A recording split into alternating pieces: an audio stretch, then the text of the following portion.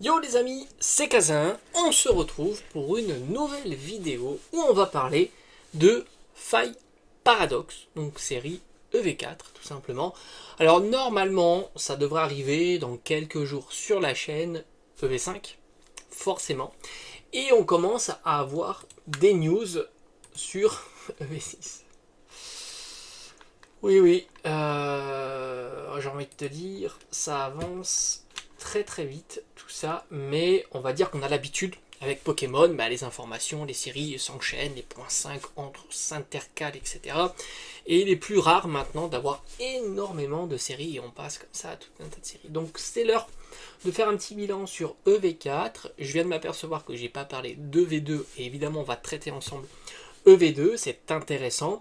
Sans compter que, comme tu as pu le voir depuis quelques semaines, quelques mois, il se passe pas mal de choses sur le scellé Pokémon. Et c'est vrai que c'est le truc un petit peu tendance en ce moment, c'est épée bouclier. On voit qu'il y a une petite euphorie sur tout un tas de séries. Est-ce qu'elles vont suivre comme ça les séries qui ont déjà bien performé, à savoir Évolution Céleste, Voltage éclatant, puis à la limite tout le début épée et bouclier. Est-ce que ça y est, c'est enfin l'heure pour les séries fin de épée et bouclier de performer? Petite parenthèse, j'ai vu, alors je te ferai peut-être le short ou quoi, enfin en tous les cas, j'ai revu encore du Zénith Suprême sous forme de tripack. Bon, c'est la folie. Et encore une fois, je ne l'ai pas acheté. Moi, je te dis, je ne suis pas un spéculateur ou un investisseur, absolument pas. Mais c'est pas pour ça que je dénigre cette série. C'est une série fabuleuse et qu'il sera certainement, comme on fait toutes les séries Pokémon, augmentée au fil des années. Mais encore une fois, tu t'aperçois qu'elle est encore présente en boutique sous la forme d'un tripack. Et c'est vrai qu'on avait vu déjà l'année dernière, en fin d'année, les tripacks. Puis ça revient, c'est marrant. En tous les cas, tout ça c'est marrant, mais on n'est pas là pour en débattre dans cette vidéo-là. Pourquoi pas aborder à l'occasion d'un blabla du soir. C'est plus propice en tous les cas à ça. Donc là, on va rester sur le bloc écarlate et violet. Je pense que quand j'aurai terminé, je ferai peut-être un bilan sur 151. Est-ce qu'il a encore progressé comparativement il y a quelques semaines? Et on passera évidemment à des séries plus anciennes et pourquoi pas des blocs encore plus anciens que XY. Allez, on va voir. Mais pour l'heure, on va s'attaquer à Faille Paradox, qui est, je trouve, assez intéressante comme série. Alors, est-ce que Faille Paradox est trouvable à l'heure actuelle? On va en débattre évidemment dans l'espace de cette vidéo. Et on terminera, comme on a l'habitude, par, on va dire, les cartes notables de la série. Alors, Faille Paradox, je vais chercher en même temps que je te parle la date de sortie de cette série, donc qui succède à 151. Donc on est à 11, donc le novembre 2023. Faille Paradox, c'est 266 cartes, 84 secrètes. C'est quand même conséquent. Rappelle-toi, juste pour donner un petit peu le background, moi c'est des informations que où j'étais pas spécialement d'accord, parce que je pense que on n'a pas beaucoup de d'informations fiables sur les printages. Moi, quand on me dit ça c'est printé beaucoup, pas beaucoup, etc., je prends ça avec beaucoup de gants, beaucoup de précautions, parce que à mon avis, ce sont des informations qu'on n'a pas. C'est un de mon avis perso. À moins que tu me sors un site officiel qui partage ou qui publie cette information-là, sourcée, mais là, en tous les cas, je ne l'ai jamais vu. Mais il y avait ce petit bruit qui consistait à dire que la série serait pas tellement printée, qu'elle sera rare, les ETB, etc. Franchement, les ETB, j'en ai encore vu hier. Mais on va regarder quand même sur le net. Combien tu peux trouver les items? Est-ce que tu peux même les trouver moins chers qu'au prix retail? Parce qu'en ce moment, sur Écarlate et Violet, tout un tas de séries, on l'a vu, EV1, EV3, etc. Sauf certaines séries, c'est sûr. Tu peux les trouver à moins cher que le prix retail. Alors le booster loose, parce que je commence toujours par le booster loose. Qui dit loose dit sans blister. C'est un item que tu peux trouver aux alentours de 4 euros. C'est l'item très intéressant si tu veux allier collection scellée sans truiner avec un joli art set. Je le conseille toujours quand c'est juste, mais vraiment juste, pour avoir un art set sans mettre beaucoup. Sinon, je le déconseille si c'est un art set que tu veux qui progresse plus significativement, sachant que tu as des problématiques d'origine Est-ce qu'il n'est pas ouvert, décelé, pesé, etc. Donc cette origine est compliquée à démontrer. Par conséquent, on va plutôt sur des items plus secure pour ce genre de collection. Mais c'est vrai que si tu veux un art set pas cher, bah c'est top. Là, tu es aux alentours de 4 euros et j'ai envie de te dire, si je fouille bien, je pourrais peut-être trouver à 3 euros. Je pense que c'est jouable. Mais à 4 euros, tu as pas mal de quantités disponibles sur ce genre d'item. Après, évidemment, au-dessus, tu as le booster scellé classique. Je pense que c'est le seul item que j'ai dans ma collection scellé Faille Paradox. Faille Paradox, j'en ai quasiment aucun item scellé de ma collection. C'est pour te dire. Et pourtant, franchement, j'ai envie de te dire, si je devais me donner juste mon sentiment sur mon avis personnel sur cette série, moi je pense qu'elle a un beau potentiel. Et on le verra surtout au travers de ses cartes. Et aussi au travers du fait que je pense pas qu'elle soit stockée massivement. Donc elle a un joli, évidemment, potentiel comparativement. Mais en règle générale, j'ai envie de te dire, toutes les séries écarlates et violet ont un potentiel puisqu'elles proposent des formats de cartes très populaires. Donc j'ai envie de te dire, j'aime bien en tous les cas les séries écarlates et violet. Donc ça c'est mon seul item que j'ai dans la collection. Attends, en même temps, non, j'ai aussi un kit d'AP. Est-ce que je l'ai encore là?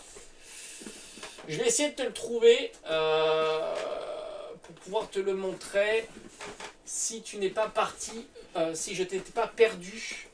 Parce que comme ça te permet, voilà, moi j'aime bien d'être plutôt honnête avec toi, te montrer tous les items que j'ai. Voilà, donc voilà les deux items que j'ai. Alors j'en ai un peu plus de boosters, je pense que je dois avoir un art set. Peut-être un ou deux illustrations de plus style Karcha, Croc, Terra cristallisé, mais pas beaucoup de boosters scellés. Genre vraiment moins de 10 en tous les cas. Et j'ai 2 kits d'AP puisque j'avais tout simplement acheté en promotion à 50 balles. En plus, frais de port inclus. Parce que ça compte, hein, ça alourdit. Un build and battle. Donc du coup, j'ai 2 kits d'AP. Et les boosters, on les avait ouverts, je crois. Donc un booster scellé, bah, j'ai envie de te dire, va chez tes boutiques et tu peux en trouver plein et ça coûte 6-7 euros. Voilà, grosso modo, si tu arrives à trouver 6 euros, j'ai envie de te dire, c'est plutôt pas mal. Parce que j'ai pas l'impression qu'on puisse trouver de façon assez simple moins de 6 euros. Alors est-ce que plus tard on risque de retrouver du Faille Paradox en solde? C'est pas impossible. C'est toujours pareil, c'est pas impossible. Moi en tous les cas, je vais te dire aussi ça. Comme ça, je te dis un petit peu ma façon de faire, ce que je ferais en tous les cas. Si j'en trouve dans mon Stockomanie, par exemple, à 5 euros, bah, j'achèterai un art set. Voilà. Tout simplement. Je pense que ça peut être sympa. Petit art set supplémentaire pour ça. À 5 euros, je trouve que c'est un très bon prix. Je regrette presque même pour Flamme Obsidienne d'avoir pas acheté un peu plus de boosters scellés avec l'illustration. J'aime bien les 3 illustrations Terra cristallisées à 5 euros. J'en ai acheté un de chaque. Peut-être que j'aurais dû en acheter quelques-uns en plus. Mais bon, on sait jamais, ça va peut-être revenir. Tout comme d'ailleurs du EV2, j'aurais bien acheté un ou deux boosters supplémentaires. Bon, on n'est pas pour là pour parler de EV2. Donc, au les cas, du Faille Paradox, t'en trouves pas mal en booster individuel. T'en trouves encore en booster individuel parfaitement scellé. En boutique. Hein. Alors, ce que j'ai vu, je crois que c'était Micromania, même Cultura ou Fnac. Mais après, ça dépend de tes boutiques. Hein. Si elles sont grandes, petites, et puis si. Par ta région, est-ce qu'il y a beaucoup de personnes qui sont intéressées par Pokémon? Point de vue du tripack, bah c'est intéressant, tu l'as à 15 euros, hein, beaucoup de vendeurs sur internet les proposent à 15 balles, avec certaines quantités, et j'ai envie de te dire c'est un prix très intéressant, il n'y a pas de différence sur les illustrations, et j'ai envie de te dire je pense qu'il n'y aura jamais de différence entre les illustrations, c'est pas des Pokémon qui semblent être très populaires. Donc là, tu peux aller sans problème collectionner. On va dire, si tu t'orientes sur une illustration particulière, là, il n'y en a pas pour la carte promotionnelle. Pas comme d'autres séries où il y a du Evo. En règle générale, quand tu as du Evoli, du Rayquaza, parce que c'est déjà arrivé, du Pikachu, même du Dracofeu, etc., bah, tu vas plutôt, si tu veux maximiser les chances que l'item performe plus, bah, tu vas aller sur ce genre d'illustration. Le kit d'AP, tu peux le trouver aux alentours de 25 euros, hein, grosso modo, comme ici. Moi je l'aime beaucoup, en plus c'est l'illustration phare. C'est un bel item scellé. En plus il a l'avantage d'avoir le blister. Ça c'est toujours surtout à l'époque où on a énormément de problématiques de boosters. C'est pour ça que je t'en parle sur les boosters loose. Savoir l'origine. Hein, est-ce que tu connais la personne? Par exemple, moi je connais l'origine de tous mes items que j'ai en scellé. Ce sont soit des boutiques professionnelles en ligne qui ont bonne réputation, où je doute absolument pas, soit ce sont des items que j'ai achetés en boutique, type Jouet Club, King Jouet, où je doute absolument pas non plus, ou Grande Surface, ou Cultura, ou des choses comme ça. Donc je doute absolument pas des origines. Maintenant, si tu as un doute, c'est compliqué parce que tu n'es jamais à l'abri, surtout quand tu gardes en scellé, bah, qu'il n'a pas été déblisté, reblisté, ou des choses comme ça, ou décollé, etc. Donc c'est pour ça que avoir un blister supplémentaire, ça rajoute une problématique supplémentaire si la personne veut bah, l'ouvrir, etc., etc. Donc tu as compris. Donc je trouve que le kit d'AP, c'est un bon compromis parce que tu as 4 boosters, une carte stamp qui est très intéressante, et tu peux le trouver autour de 25 euros, donc ça c'est plutôt intéressant. Par conséquent, le Build and Battle, tu peux le trouver autour de 50 euros là aussi, avec une certaine quantité. Souvent, ce sont là encore une fois des vendeurs professionnels en ligne. Voilà, tu as différents sites qui les regroupent, et bah, tu peux faire tes achats. Alors évidemment, pas tout le temps, mais tu as les frais de port supplémentaires. Mais ça, c'est partout, hein. Même dans des marketplaces très connus, tu as aussi des frais de port quand tu dépenses pas une certaine quantité d'argent. Ça, c'est classique. C'est le désavantage d'Internet, évidemment. Maintenant, trouver un Build and Battle en boutique, c'est compliqué parce que c'est un item qui, en règle générale, est plutôt vendu par les indépendants, les boutiques indépendantes, des petites boutiques que tu peux trouver en ville, par exemple, ou ailleurs, mais qui sont spécialisées dans le jeu de société, principalement. C'est ça que j'appelle les boutiques indépendantes. Une fois qu'on a dit ça, on va aller sur les ETB. Alors là, voilà, ça a été la surprise, parce que, enfin, surprise pas pour moi, mais pour beaucoup. Rappelle-toi le message qu'il y avait, oui, alors faille paradoxe, c'est pas beaucoup printé, les ETB, il n'y en aura pas beaucoup, etc. En fait, non. Hein. Alors je sais pas s'il n'y en a pas eu moins ou plus, mais en tous les cas, il y en a encore en boutique. J'en ai encore revu il n'y a pas très longtemps. Je te l'ai même montré en vidéo. Évidemment, tu vas me dire, ça dépend de ta région. Oui, ça c'est certain. Évidemment, hein, s'il y a beaucoup de collectionneurs dans ta région, bah, forcément, bah, il y aura moins de TB. Et s'il y a peu de collectionneurs, il y aura plus de TB. Enfin, ça c'est la logique, hein, évidemment. Sans compter que tu en as tendance à pas faire trop non plus de kilomètres pour aller voir les boutiques périphériques. Mais le TB, tu la trouves plutôt très facilement. Donc, il ne faut pas dépenser plus que le prix retail. Et j'ai envie de te dire, en ligne cette fois-ci, tu peux même les avoir pour dans les 45 euros, donc encore moins cher que les prix retail. Donc c'est ça qui est assez intéressant. Donc tu t'aperçois qu'il y a même sur Faille Paradox, qui est une série qui au fond on te disait plutôt compliquée parce qu'il y aura moins de print, etc. Bah, au final pas du tout. Et tu peux même trouver certains items légèrement en dessous du prix retail. Alors évidemment, tu es en dessous du prix retail, mais tu peux avoir les problématiques de frais de port, ça c'est vrai. Mais le TB, tu as des quantités astronomiques entre 45 et 50 euros, que ça soit le Rugilune ou le Garde de Fer. Voilà. Malgré que je trouve évidemment la carte promotionnelle avec Hurle-Queue plus intéressante que la carte Haute de Fer. Après, c'est un avis personnel, mais encore une fois, je pense que la carte évoluera plus facilement à la hausse pour Hurle-Queue. Point de vue de la display, c'est le même constat pour EV1, EV3 et certainement EV2. C'est des displays que tu peux trouver à l'heure actuelle, là encore une fois, boutique professionnelle ou même des vendeurs particuliers. Alors, je ne sais pas comment ils ont des displays à ces prix-là, mais en tous les cas, les particuliers les vendent aussi, et tu peux les trouver aux alentours de 150 euros. Voilà. Donc 150 euros, tu as certains qui le livrent en mondial relais, donc c'est pas très très cher, tu dois rajouter certainement 5 ou 6 euros de frais de port. Donc entre 50 et 55 euros, tu as une display Faille Paradox. Ben voilà. Donc tu t'aperçois que le prix est plutôt très sympa aussi, et on est bien en dessous des prix, on va dire, classiques de 170, 180 euros pendant la sortie. Donc c'est une série qui, voilà, encore une fois, malgré les bruits de couloir, la série sera compliquée à trouver, que nenni. C'est pas si compliqué, et encore maintenant, au bout de plusieurs mois de sa sortie. Donc c'est un petit peu toujours pareil, hein, tu t'aperçois que... alors je sais pas pourquoi, mais tu as toujours des informations qui sont pas toujours... C'est pour ça qu'il faut prendre avec des pincettes, en tous les cas, toutes ces informations. Et c'est vrai que, malgré le fait qu'il y a un appétit sur les ETB, les displays, je te l'avais déjà partagé sur les vidéos, c'est ce qui se passe pour épée bouclier, tu verras que si la tendance est toujours la même, qu'à un certain moment, bah, les prix vont monter, hein, évidemment. Mais on n'est absolument pas le moment, hein, ça c'est clair. Donc là, t'es plutôt tranquille, hein, pour ouvrir du Faille Paradox à... J'ai presque envie de dire un petit prix. Un petit prix. Sans compter que là, dans une semaine, je crois que c'est la semaine prochaine, c'est vendredi prochain, il va y avoir EV5. Et on commence déjà à avoir les informations de EV6. Donc tu aperçois que ça va très très vite. Alors maintenant, du point de vue des cartes, rappelle-toi, il y avait la surréaction, j'ai envie de l'appeler comme ça, de Rugilune alternatif. Qu'en est-il à l'heure actuelle? Alors à l'heure actuelle, Rugilune alternative, c'est une carte qui vaut aux alentours de 120 à 130 euros. Alors est-ce que c'est délirant comme prix? Non. Est-ce que ça reste un prix assez cher? Oui. Oui. Puisque tu regardes EV1, il n'y en a pas. EV2, il n'y en a pas. EV3, il n'y en a pas. EV4.5, évidemment, il y en a. Mais les séries .5, c'est des séries particulières. Donc au final, j'ai envie de te dire, Fight Paradox, comparativement aux autres séries, bah, performe mieux. Je vais pas essayer d'expliquer pourquoi, est-ce qu'il y a moins de cartes, plus de cartes, la demande est plus faible, etc. Franchement, j'en sais rien. Je ne fais qu'observer. Voilà. Oui, donc tu as une carte déjà qui vaut plus de 100 euros. Et si tu regardes par le passé, EV1, EV2 et EV3 font moins bien. Ça, c'est un fait.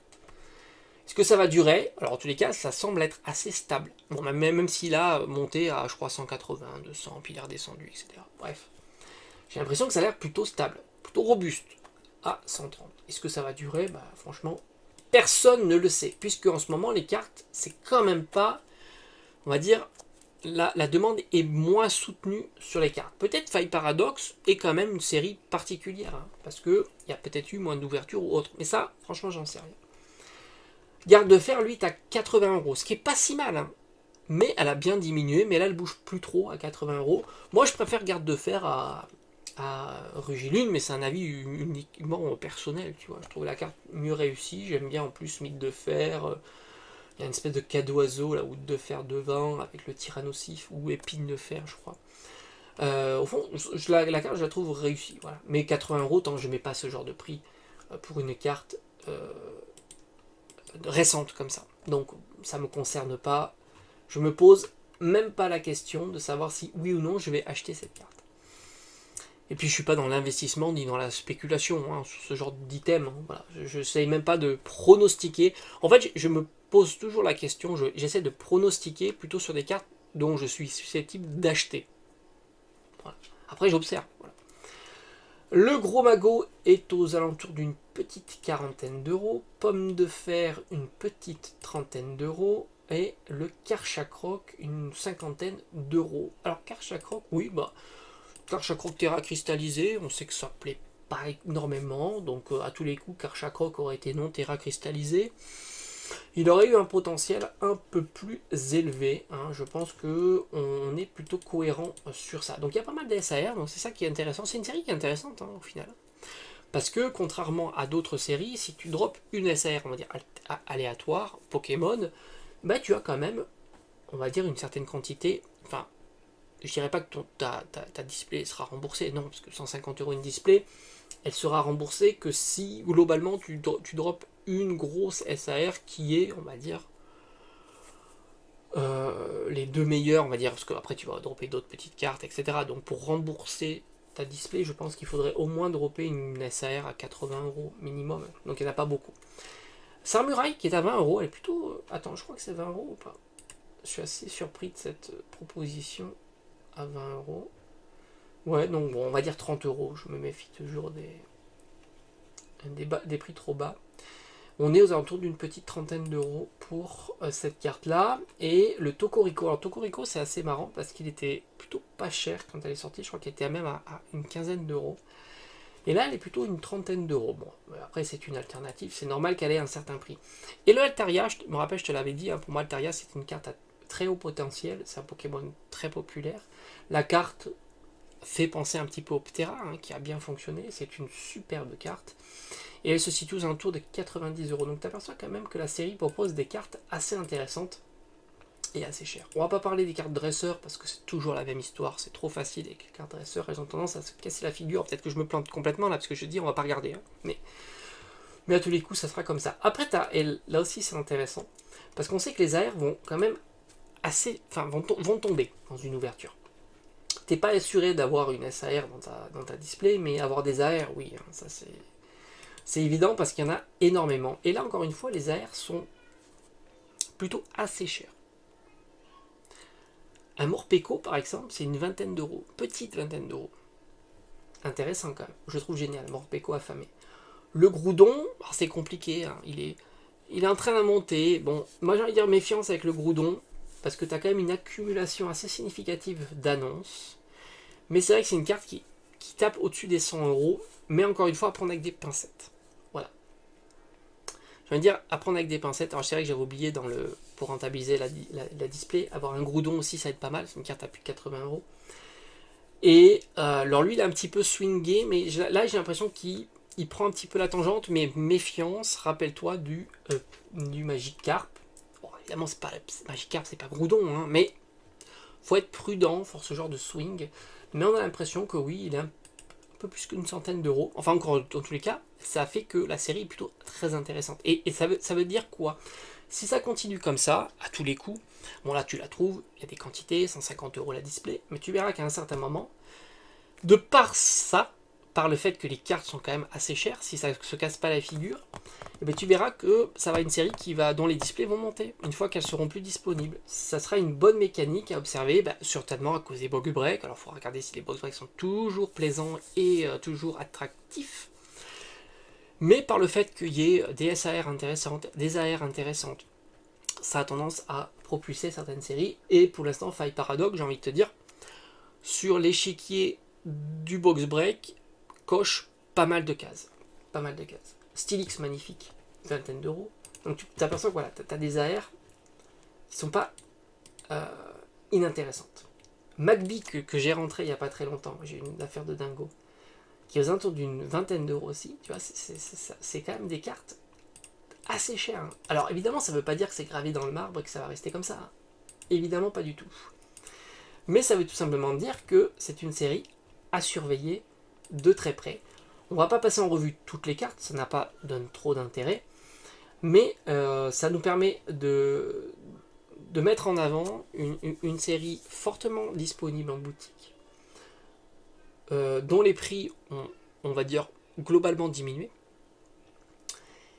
et dont si la mécanique continue, box break, popularité, prix des cartes, c'est une série qui sera sans aucun doute, si évidemment hein, les box breaks sont toujours aussi populaires, sera box breaké dans les années à venir. Ça, c'est évident.